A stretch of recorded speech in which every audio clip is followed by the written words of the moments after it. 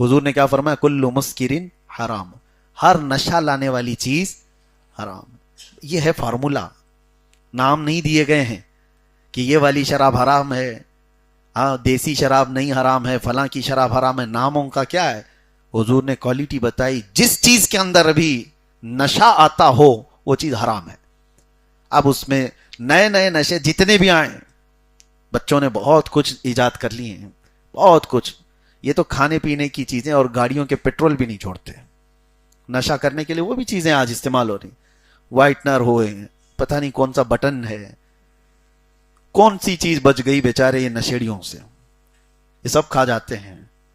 میں تو یہاں تک دیکھا کہ جیل کے اندر چرس گانجا نہیں مل رہا ہے، بہت پابندی، حالانکہ سب آتا ہے، سب چیزیں پاس ہوتی ہیں، اور خاکی لوگ ہی لے کے آتے ہیں۔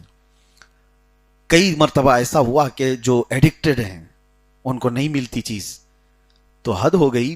مجھے آج یاد آ رہی، رمضان کے موقع پر ہی ایک اور طریقہ تھا، چھپکلی کو مارتے تھے، اور چھپکلی کو مار کے اس کی دم کو، ویسی گر جاتی ہے، اس کی دم کو جلاتے ہیں، جلا کر کے پھر پتوں میں اس کو پیس کر کے اور اس کے ساتھ اس کی بیڑی پیتے ہیں۔ کہتے ہیں بہت زبردست نشہ ہوتا ہے،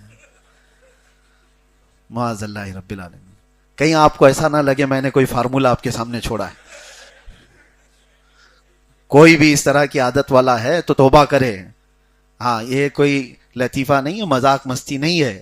میں نے جو زندگی میں وہاں ان کے طور طریقے دیکھے، ہر راستے کو اختیار کیا، لیکن کوئی یہ نہیں کہہ سکتا کہ یہ تو نئی چیز ہے، اس کا اسلام میں کہیں ذکر نہیں۔ اللہ کے نبی نے کیا فرمایا؟ ہر نشہ لانے والی چیز حرام، وہ چاہے کسی بھی ذریعے سے ہو۔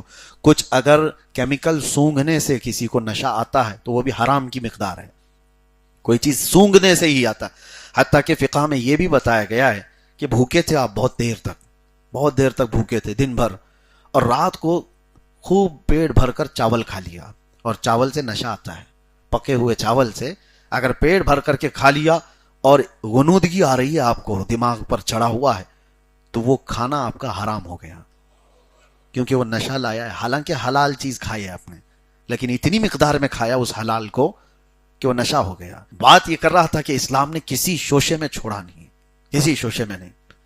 وہ کس حد تک آپ سوچ سکتے ہو، وہاں اسلام نے اپنے دروازے بند کر کے دکھا دیے ہیں، کسی بھی راستے سے۔